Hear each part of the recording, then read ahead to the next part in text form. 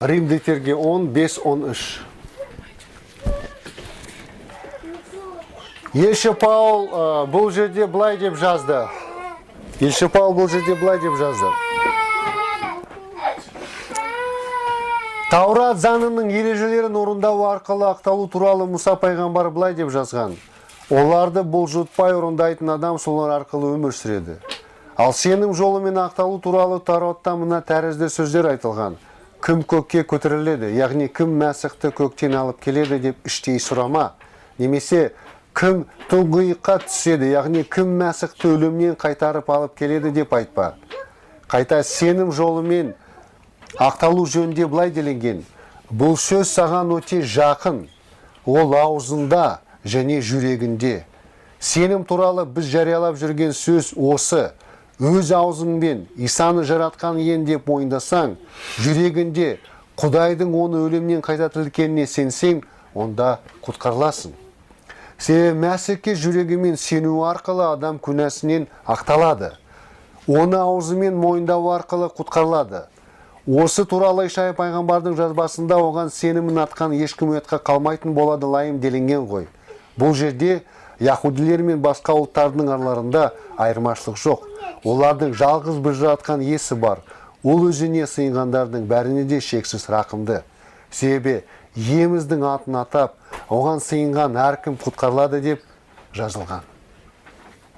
Ескертіп қояйын, құрметті боластар, осы тараудың алғашқы 4 аяты арқылы Құдай бәрімізді бір маңызды шындыққа үйретті. Ескертіп қояйын. Тараудың алғашқы 4 аяты арқылы. Құдайдың ақтау жолын қабылдамайтындардың барлығы құтқарылмайды деген ақиқатты біз негізі ақиқатқа үйрендік.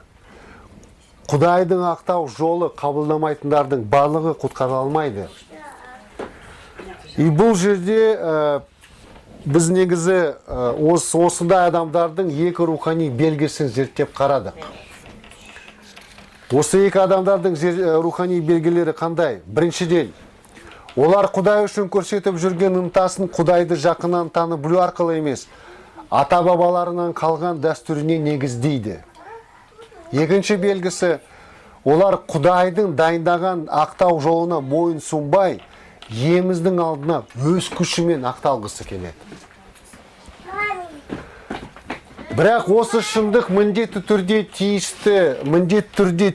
білуге тиісті болса да, осы Паулдың осы тарауға қатысты негізгі мақсаты басқа. Бұнысымен Құдайдың ақтау жолы шынымен қандай екенін көрсету.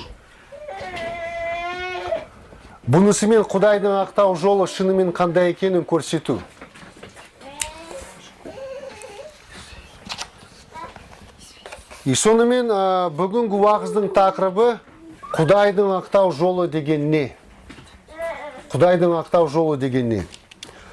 Бұл тақырып барлық жағынан да пайдалы.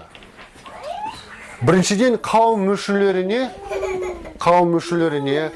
өздерінің құтқарылғанның негізін қайтадан зерттеп қарауға түрткі етеді.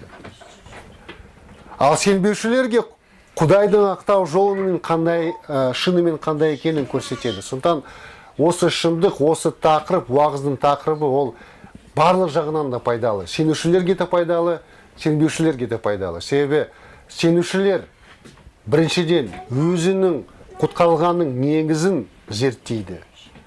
Ал сенбеушілер Құдайдың ақтау жолы шынымен қандай екенін білетін болады. Негізі киелі рухтың өзі бұл жөнде былай деді. Коринтықтарға 2 хат 13:5. Елші Паул бұл жерде былай деп жазды. Шынында да сенім жолымен жүрсіңдер ме жоқ па, соларыңды тексеріңдер. Әрқайсын жеке бастарыңды сынаңдар. Көрдіңіз бе? Бұл жерде киелі рух өз сенімін тексеру деген әрекет, ол Құдайға әрқашанда ұнайтын әрекет көрсетіп отыр. Сондықтан бәрімізге мұқият болу керек. Ал оқыған мәтін бәрімізді келесі шындыққа үйретеді. Шындық мынау. Шындық мынау. Барлық адамдарға Құдайдың ақтау жолын білу керек. Барлық адамдарға Құдайдың ақтау жолын білу керек. И бұл жерде сұрақ туындайды. Құдайдың ақтау жолы деген не? И Паул осы аяттар арқылы Құдайдың ақтау жолы шынымен қандай екенінің бірнеше шындықтарды көрсетеді. Бірінші шындық мынау. Құдайдың ақтау жолының жолы Таурат заңына негізделмеген. Бұл жерде қате, Құдайдың ақтау жолы Таурат заңына негізделмеген. Назарымызды 5-ші аятқа аударайық. Елші Паул бұл жерде былай деп жазды. Таурат заңының ережелерін орындау арқылы ақталу туралы Мұса пайғамбар былай деп жазған. Оларды бұлжытпай орындайтын адам солар арқылы өмір сүреді деп оқыды.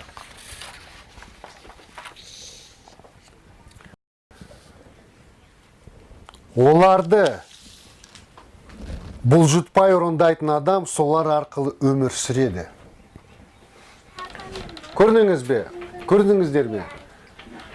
Таураттың ережелерін орындау арқылы ақталу, Таураттың ережелері орындау арқылы ақталу жалғыз бір шарт бойынша болуы мүмкін. Қандай шарт? Таураттың ережелерін бұлжытпай орындау. Толық. Сонда ғана адам баласы өмір сүреді. Таурат бойынша. Яғни, егер қандай да бір адам осылай Таурат бойынша мәңгілік өмірге ие болатын болса, ие болғысы келсе, сол адамға Таураттың барлық ережелерін басынан аяғына дейін бүкіл өмір бойы бұлжытпай орындау керек. Бұлжытпай орындау керек. Сонда ғана адам еміздің алдында күнәсіз болып есептеленеді. Сонда ғана.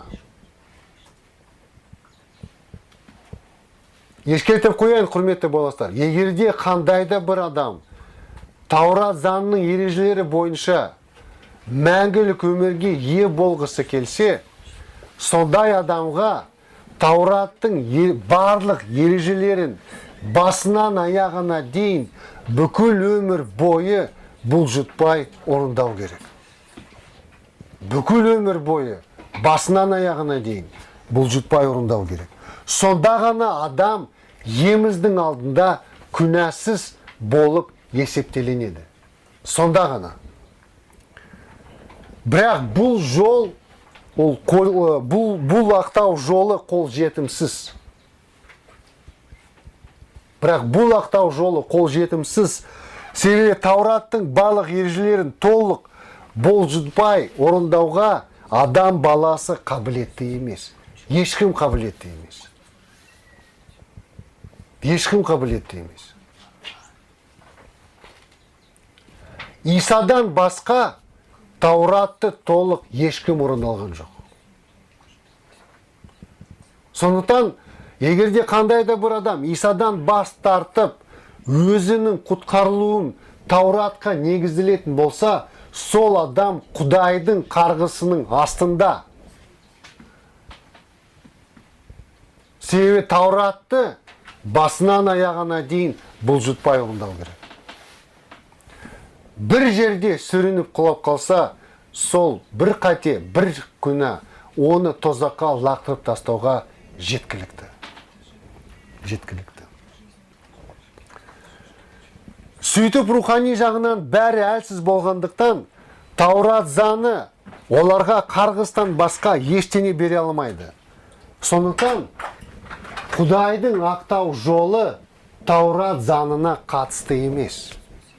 Бұл бір негізі, бұл басында мен осылай шындықты жарияладым ғой, жариялап айттым ғой, барлық адамдарға Құдайдың ақтау жолын білу керек. И бұл жерде табиғи түрде сұрақ туындайды. Құдайдың ақтау жолы деген не? Біріншіден, Құдайдың ақтау жолы Таурат заңына қатысты емес. Осы шындықты есте сақтау керек. Құдайдың ақтау жолы Таурат заңына қатысты емес. Екінші шындық.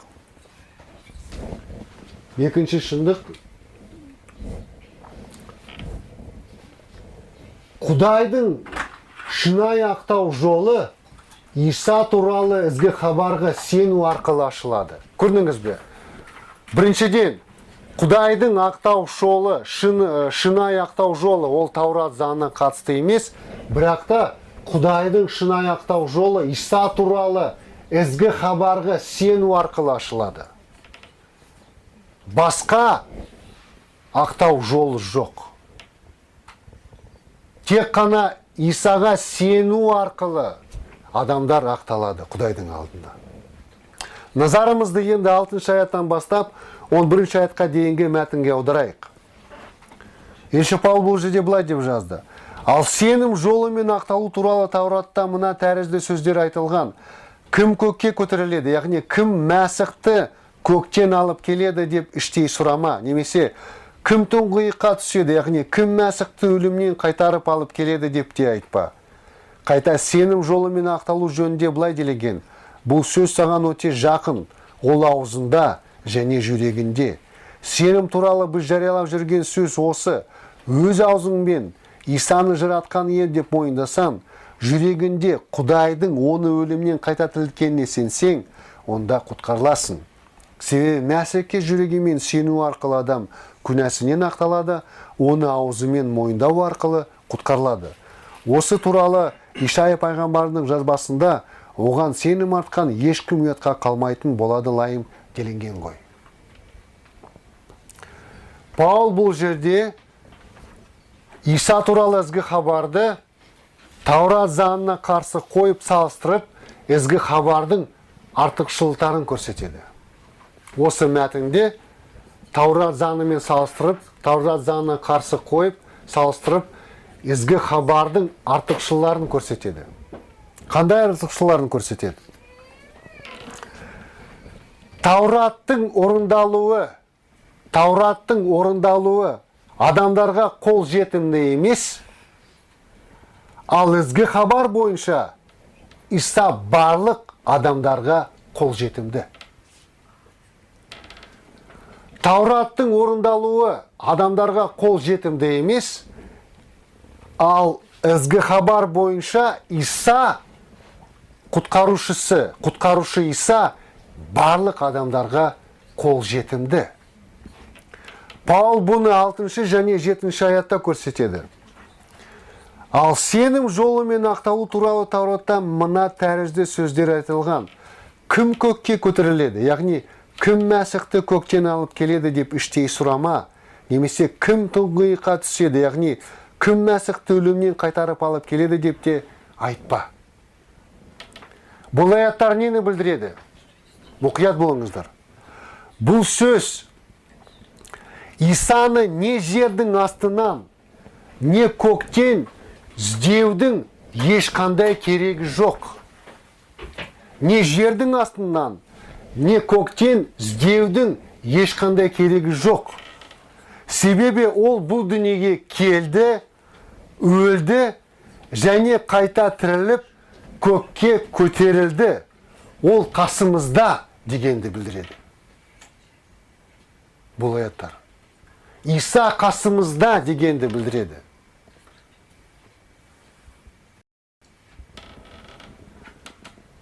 Исаны не жердің астынан, не көктен іздеудің ешқандай керегі жоқ.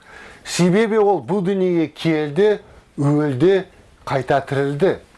Ол қасымызда дегенді білдіреді.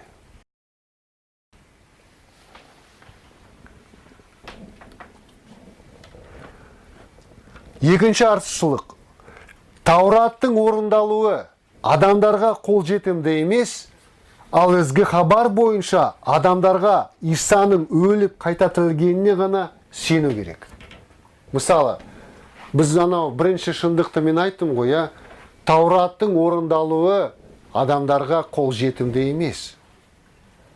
Бірақ адамдар Иса арқылы қалай құтқарылады? Оларға тек қана Исаның өліп қайта тірілгеніне ғана сену керек. Ешқандай әрекет жасаудың керегі жоқ. Көрдіңіз бе? Ізгі хабардың артықшылығы қандай керемет. Тек қана Исаның өліміне және оның қайта тірілгеніне сену керек. Сену керек. Паул бұны 8-ші аяттан бастап 11-ші аятқа дейінгі мәтінде көрсетеді. Қайта сенім жолымен ақталу жөнінде былай делінген: бұл сөз саған өте жақын, ол аузында және жүрегінде. Сенім туралы біз жариялап жүрген сөз осы: өз аузыңмен Исаны жаратқан ем деп мойындасаң, жүрегінде Құдайдың оны өлімнен қайта тірілгеніне сенсең, құтқарыласың.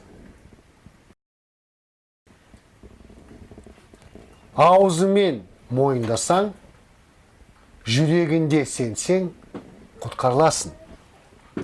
Себебі Мәсіхке жүрегімен сену арқылы адам күнәсінен ақталады, ал аузымен мойындау арқылы құтқарылады. Осы туралы Ишая пайғамбардың жазбасында оған сенім артқан ешкім өтқа қалмайтын болады лайымделінген ғой. Паул бұнымен адамдарға құтқару үшін Исаға сенім артудан басқа еш нәрсе орындау керек емес дегенді білдіреді. Еш нәрсе орындау керек емес. Сенуден басқа. Сөйтіп Паул бұл жерде құтқаратын сенімнің екі белгісін көрсетеді.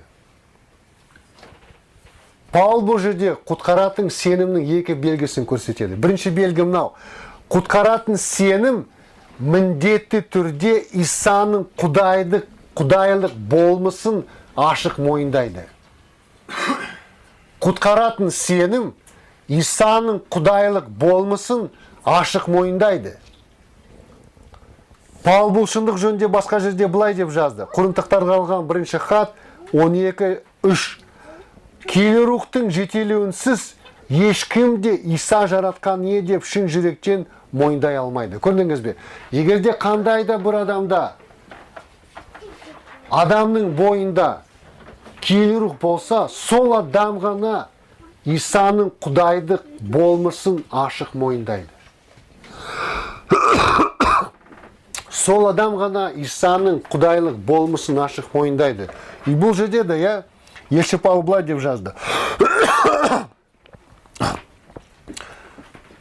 өз аузыңмен Исаның жаратқан ем деп мойындасаң,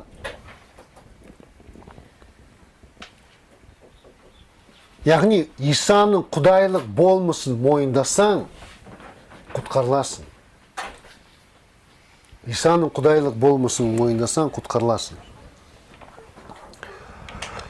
Құтқаратын сенім Исаның өлімімен қайта тірілгеніне сенеді. Исаның өлімі бұл құтқарылудың құны. Исаның өлімі бұл құтқарылудың құны.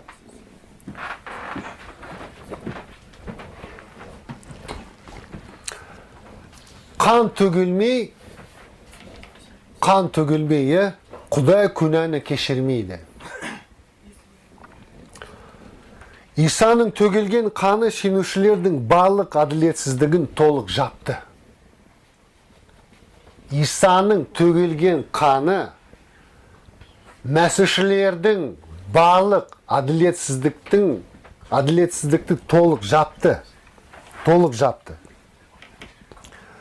Ал Исаның тірілуі, Исаның өлімі бұл құтқарудың құны, ал Исаның тірілуі бұл кешірілудің куәлігі. Яғни Исаның тірілуі оның құрбандығы күнәқарлардың рухани қарыздарын толық жапты деп куәлік етеді. Исаның өлімі ол құтқарылудың құны, себебі қан төгілмей күнә кешірілмейді. Ал Исаның тірілуі бұл құтқарылудың куәлігі. Құтқарылудың куәлігі, или кешірілудің куәлігі. Кешірілудің куәлігі. Себебі Құдай Исаны тірілтті. Бұнымен Құдай не деп айтты?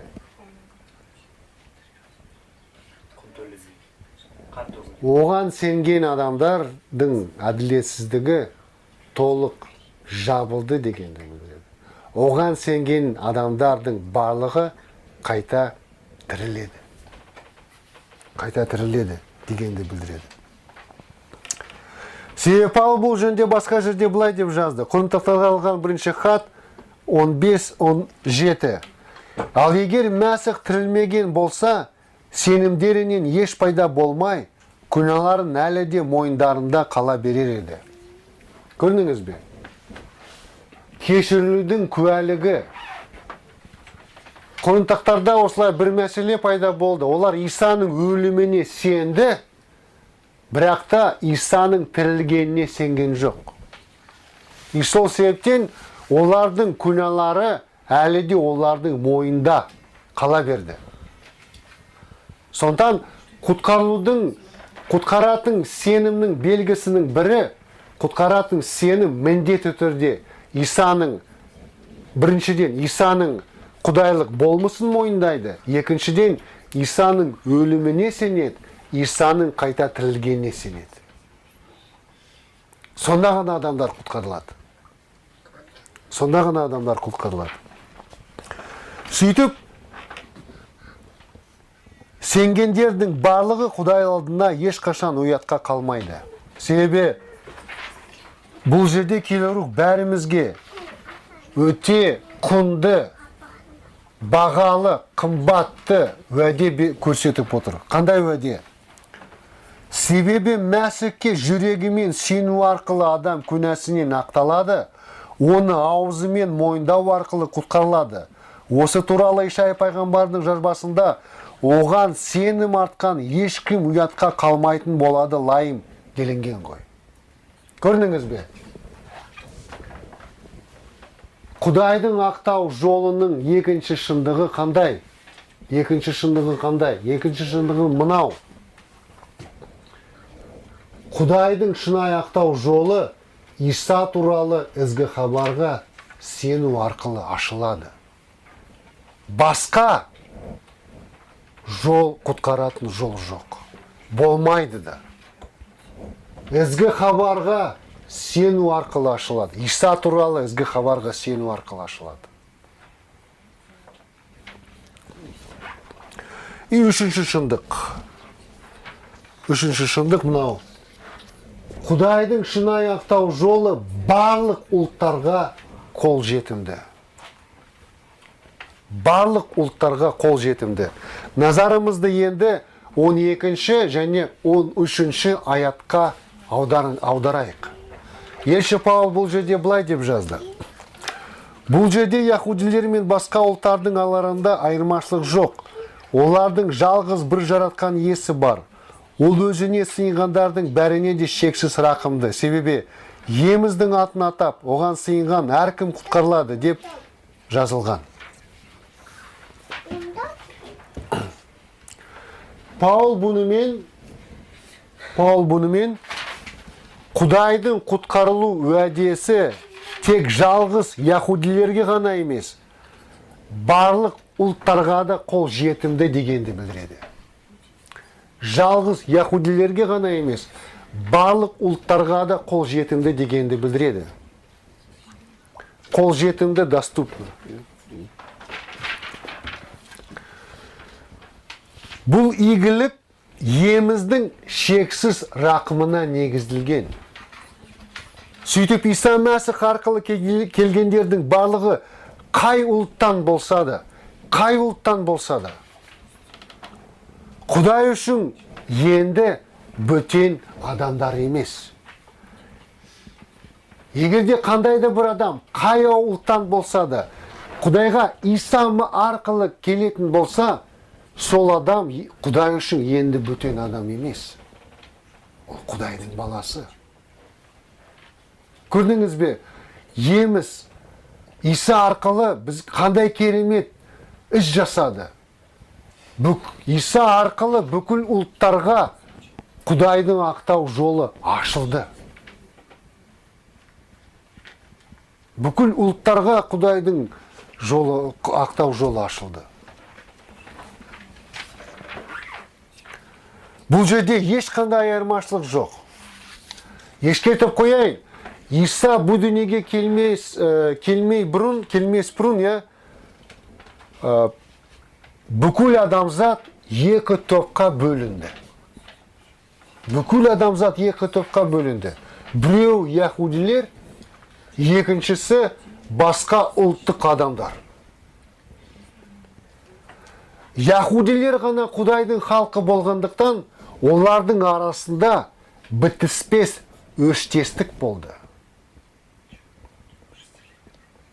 Непримиримая вражда. Бітіспес өштестік болды. Бірақ Исаның құрбандығы осы екі топ адамдарды біріктірді. Негізі, Иса бұл дүниеге келмес бұрын, бүкіл адамзат екі топқа бөлінді ғой. Яһудилер басқа ұлттық адамдарды мал ретінде есептеді. Менсінбеді. Ал басқа ұлттық адамдар керісінше сол себепті яһудилерді жек көрді. Но бірақ та Исаның құрбандығы, ізгі хабар осы екі топ адамдарды біріктірді.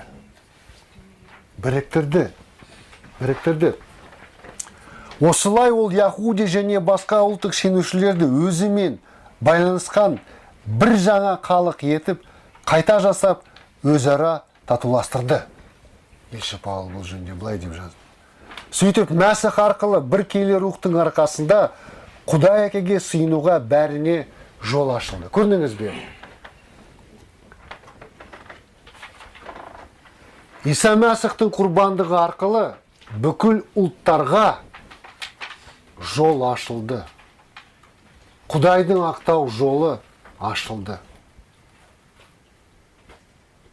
Құдайдың ақтау жолы ашылды.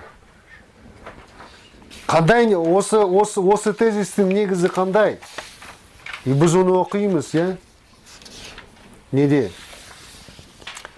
Елші Павел 13-ші аятта былай деп жазды. Еміздің атын атап, оған сыйынған әркім құтқарылады. Әркім деген сөз нені білдіреді? Әр ұлттан келген адам құтқарылады. Еміздің атын атап, оған сыйынған әркім құтқарылады.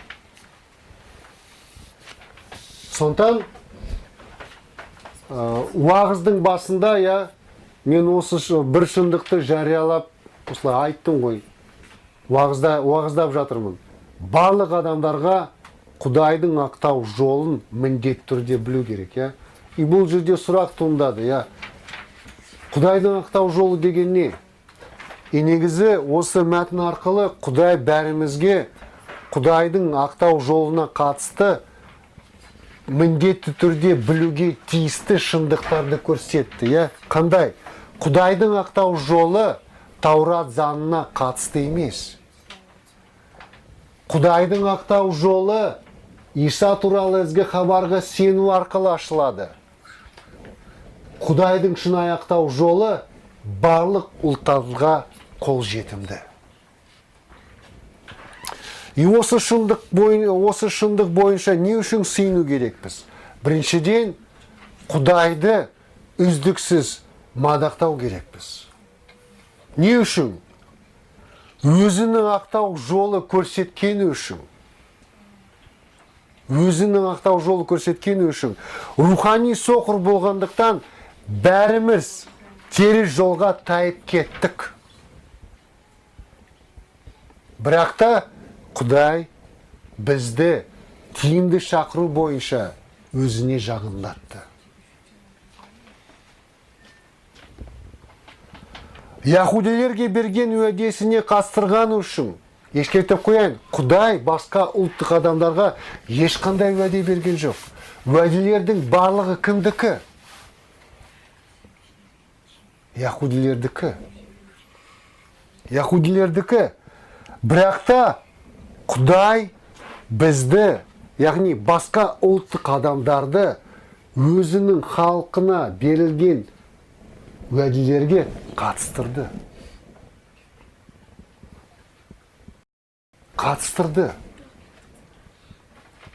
Өзінің рақымын танытып қатыстырды.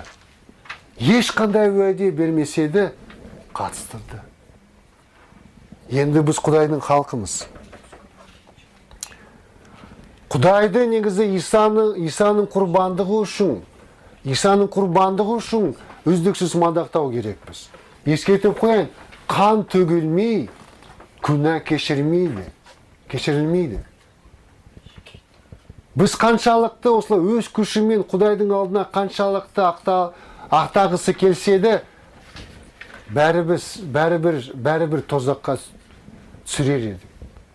Бірақ та Құдай біздің нашар жағдайымызды біле тұра Исаны құрбандыққа жіберді. Біз рухани өлі болдық. Өлі адам, ол даже тіпті біреуді шақыруға, көмектесуге де шақыруға да қабілетті емес. Біз оны шақырған жоқпыз. Құдай өзі жіберді. Сол үшін бізге Иса үшін емізді үздіксіз мадақтау керек. Керек болса, өзіміздің мәселелерімізді мойындау керекпіз. Құтқаруымыздың негізі Исаның өзі емес, басқа нәрсе болса. Мүшелікте тұру, мысалы, шомылдыру рәсімін өту, мәсіхшінің отбасының шығу, жиналысқа қатысу, нан үзу рәсіміне қатысу, осындай негіздер де болуы мүмкін. Бірақ ол жалған негіздер. Исадан басқа адамдарды Құдайға еш нәрсе жақындата алмайды. Исадан басқа Құдайға еш нәрсе жақындата алмайды. Сондықтан біздің құтқаруымыздың негізімізді тексеру керекпіз. Біз кімге үміт артып отырмыз? Мүшелікке ме? Әлде шомылдыру рәсіміне ме? Әлде мәсіхшінің отбасының шығуына ма?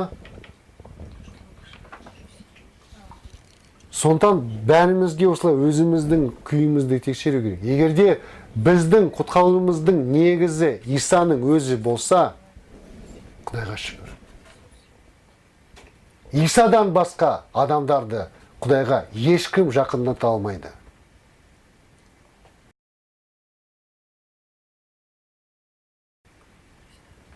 Өзіміздің мәселелерімізді мойындау керекпіз. Ұлтшыл болсақ. Бүгін жұмақ Иса арқылы барлық ұлттарға қол жетімді. Басқа ұлттық адамдар рухани жағынан қаншалықты жиренішті болса, ізгі хабарсыз қалмады. Құдай өзінің қолын, өзін негізі барлық ұлттарға ашты. Бізде ұлтшыл болмай, ешкімді, егерде біреуді осылай мысалы, көбінесе, көптеген адамдар, ұлттар, мысалы, цыгандарды менсінбейді, цыгандар бар ғой, бірақ та бізге ұлтшыл болмау керек. Иса арқылы барлық ұлттарға жол ашылды. Бізге де ұлтшыл болмау керек. Бәрімізге қызмет ету керек, егерде керек болса.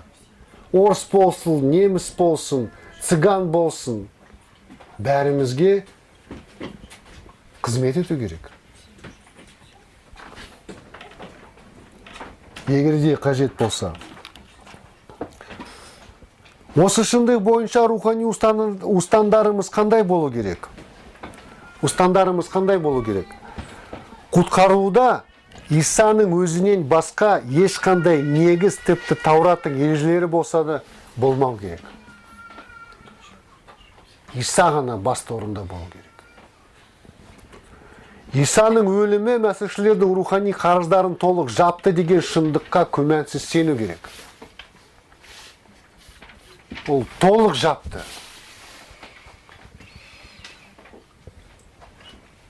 Исаның тірілуі мәсіхшілердің толық ақталуын растады деген шындыққа күмәнсіз сену керек.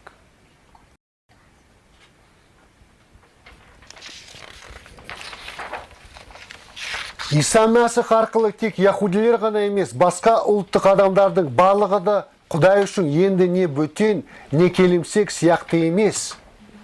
Қайта бәрі бірдей Құдайдың патшалығының азаматтары деген шындыққа күмәнсіз сену керек.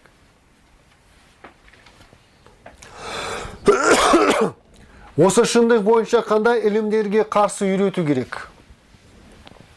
Егер біреу өзінің құтқарылуын Исаға емес, қандай да бір ережеге негізделетін болса, сондайларға қарсы үйрету керек.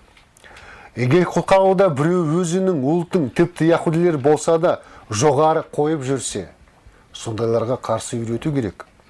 Егер біреу құтқарылуға қатысты Иса Мәсіхтің құрбандығының жеткіліктілігіне сенбесе, Исаның құрбандығы әбден жеткілікті.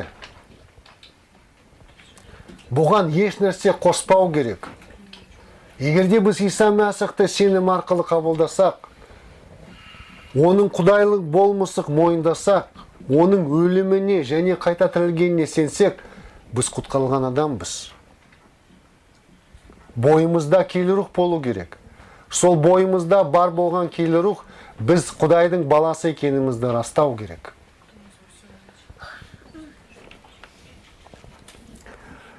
Осы шындық бойынша сеніміміз қандай болу керек? Құтқарылғанымыз туралы сенімділігіміз болу керек.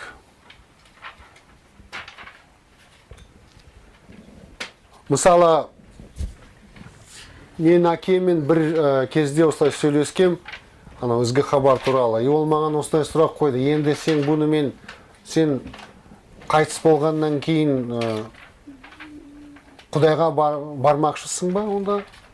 Құдайдың патшалығына кірмекшісің ба деп осылай сұрақ қойды. Мен оған я дедім. Ол сен тақап барсың деді. Оны ешкім білмейді. Сен нені айтып отырсың? Мен маған қатты ұрысты. Но бірақ та, егерде біз шынымен Исаны қабылдасақ, құтқарылғанымыз туралы сенімділігіміз болу керек, міндетті түрде.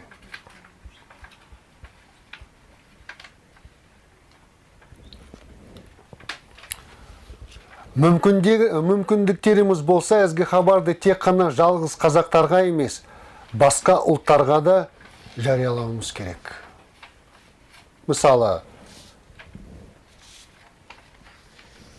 иеміз осылай ұлы тапсырмасын берді ғой, барыңдар, басқа ұлттарға барыңдар, ізгі хабарда жариялаңдар деді. Әрине біз әлі де кішкентай қауымымыз. Но бірақ та кішкентай қауымымыз болса да, бізге киелі кітап тұрғысындағы жоспарларды қою керек. Қандай жоспарлар? Бізге өсу керек.